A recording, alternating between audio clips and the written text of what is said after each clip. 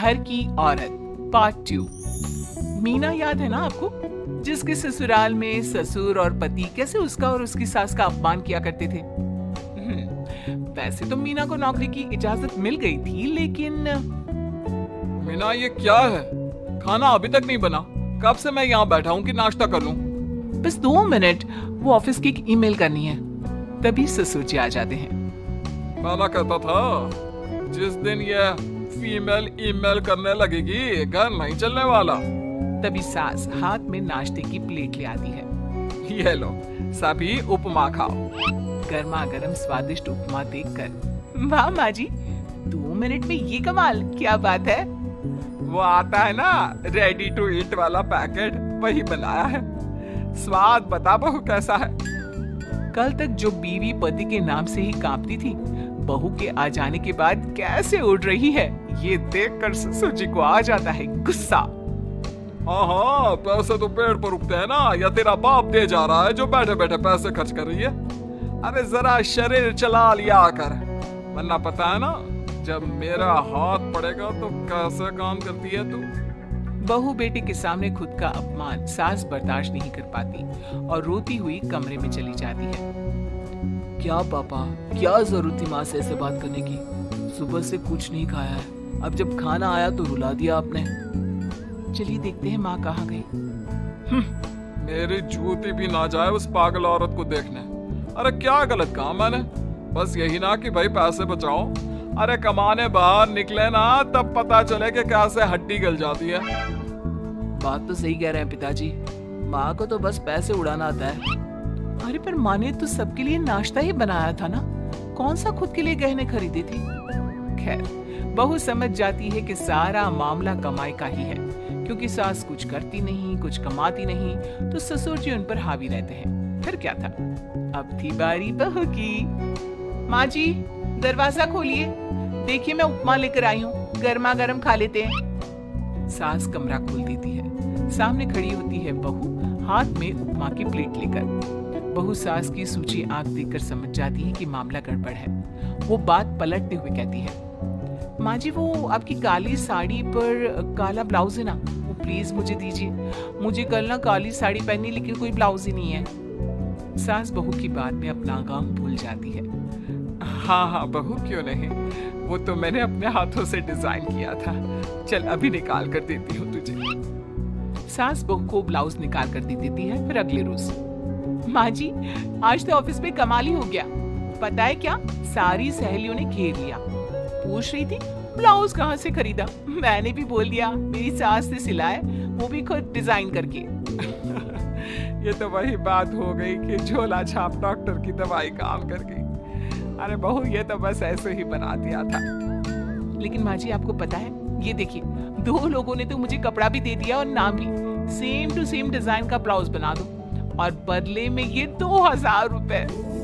हाथ में 2000 देखकर सास की तो आंखें फटी की फटी रह जाती है। अरे बहू ये तो कमाल ही कर दिया, ये काम तो मैं कल तेरे ऑफिस जाने से पहले ही खत्म कर दूंगी। सच्ची माँ जी, कैसे इतनी जल्दी? अरे बहू वो बस नाप है ना, उसी के आकार का काट काट कर डिजाइन ही तो देना है। ये तो मेरे बाएं हाथ का खेल है। अगले रोज बहू ऑफिस जाती है और फिर शाम को 2 ब्लाउज ले आती है। अरे बहू क्या बात है, लेकिन इसकी डिजाइन। बहू फोन में सास को डिजाइन दिखाती है।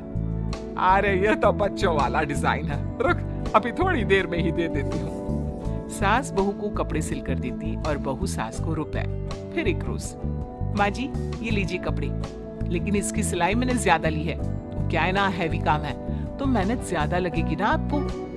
अरे रहने देती बहू, मैंने कौन सी बुटीक खोली है। बहू को सास की बात में दम लगता है और वो कुछ सोचती हुई निकल जाती है। वो कमरे में बैठी होती है कि उसकी ससुर की जोर जोर से चिल्लाने की आवाज आती है।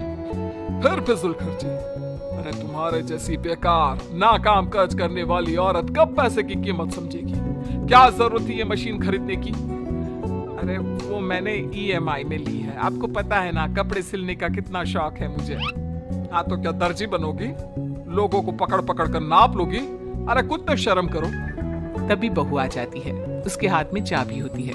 माँ जी ये चाबी मैंने चौराहे में आपके लिए बुटीक खुला है, पैसा लोन से लिया है तो काम करके आप चुका देना।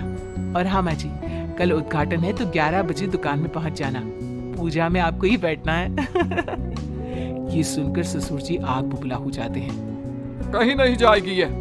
इस घर की औरतें बाहर नहीं निकलती। तू तो इंजीनियर है इसलिए तुझे इजाजत दे दी, लेकिन ये तेरी सास 4 अक्षर नहीं आते इसको। अरे रहने दे, क्यों पैसा बर्बाद करवा रही है। सास को डांटने की आदत ससुर जी को जो लग चुकी थी। सास बहू की ओर देखती है। तो माँ जी कल वक्त से तैयार रहना। ससुर जी आप ही तो माँ जी को कहते थे ना उन्हें पैसे की कदर नहीं है, तो अब वो खुद ही कमाने जा रही हैं। अरे और क्या पापा, देखिए मीना ने कितना अच्छा बुटीक खोला है माँ के लिए। अरे रहने दो, ये कुछ नहीं कर पाएगी, गंवार कहेगी। ससुर की रजामंदी ना होने के बाद भी सास काम करती है, लेकिन ससुर भी ससुर होता है।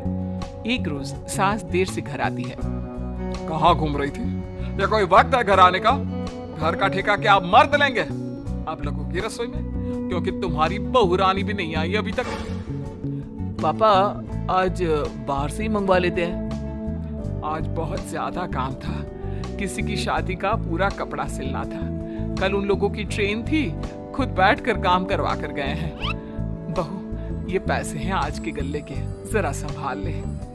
ससुर देख रहा होता है कि कैसे कल तक जिस औरत को वो बुरा भला कहकर डरा कर रखता था, वो आज उससे ज्यादा कमा रही है।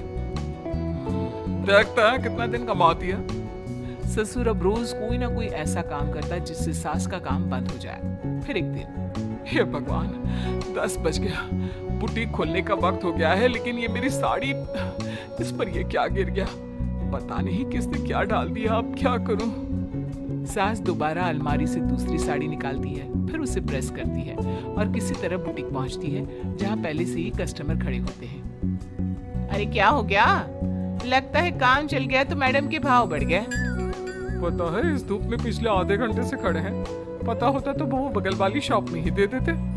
अरे अरे माफ करिएगा, वो क्या हुआ ना, तैयार होकर निकल ही रही थी कि साड़ी में सॉस गिर गया। दोबारा साड़ी चेंज की तो आप आई। ठीक है, लेकिन अब आ गई है तो जरा जल्दी से कपड़े दे दो, हमें जाना है। सास को कस्टमर की बात बुरी लगती है, लेकिन क्या करती, वो जल्दी से सभी को सारा सामान देकर विदा करती है। सारा दिन काम करती है।